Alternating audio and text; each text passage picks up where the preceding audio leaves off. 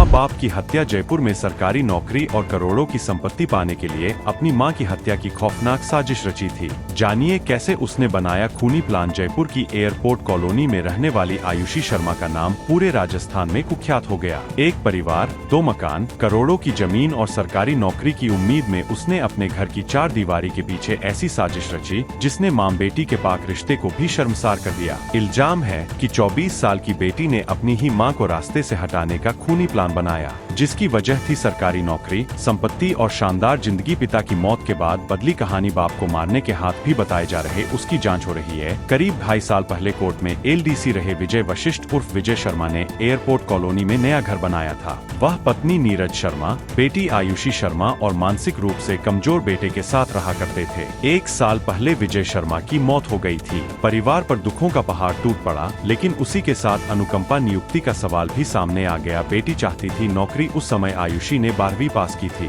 उसने मां से कहा कि पिता की जगह सरकारी नौकरी उसे दे दी जाए। मां नीरज शर्मा भी इसके लिए तैयार थी, लेकिन तभी आयुषी के मामा ने समझाया कि नीरज खुद पढ़ी लिखी है और उन्हें दिव्यांग बेटे की देखभाल भी करनी है। आखिरकार मां ने पति की जगह नौकरी ज्वाइन कर ली। नाराज बेटी ने बदला घर। मां के नौकरी करने से आयुषी नाराज हो गई। वह जयपुर के कल्याण कॉलोनी स्थित पुराने घर में जाकर रहने लगी। वहां उसने अपने ताऊ मोहन स्वरूप शर्मा के बेटे बलराम के साथ एलएलबी में एडमिशन लिया। दोनों चचेरे भाई बहन साथ रहने लगे। इसी दौरान आरोप है कि आयुषी ने पहली बार अपनी मां को मारने की बात कही। करोड़ों की जमीन का लालच। आरोपों के मुताबिक आयुषी ने बलराम से कहा कि अगर वह मदद करे तो आगरा रोड की करीब 5 करोड़ रुपए की 5 बीघा जमीन और भरतपुर की करीब 5 करोड़ रुपए की 4 बीघा जमीन उसे दे दी जाएगी। साथ ही मां की मौत के बाद सरकारी नौकरी भी उसे मिल जाएगी और जयपुर के दोनों घरों पर भी उसका कब्जा हो जाएगा। बताया जाता है कि इसी लालच के साथ सौदा तय हो गया। हादसे जैसा दिखाने का प्लान। साजिश यही नहीं रुकी।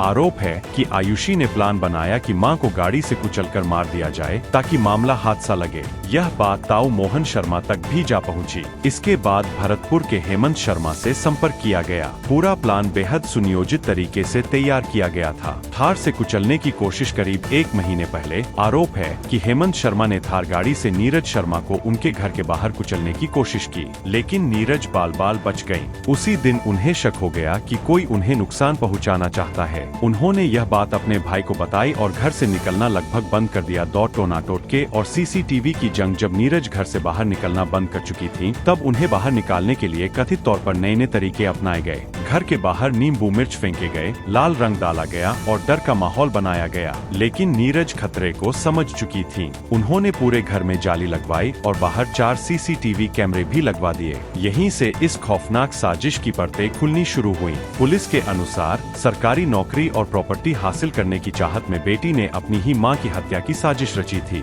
आरोप है कि उसने अपने ताऊ और चचेरे भाई के साथ मिलकर 7 लाख रुपए की सुपारी भी दी और स्कॉर्पियो से कुचलवाकर मां की हत्या करा दी। इस मामले में पुलिस ने 7 आरोपियों को गिरफ्तार किया है, जबकि एक आरोपी अब भी फरार है।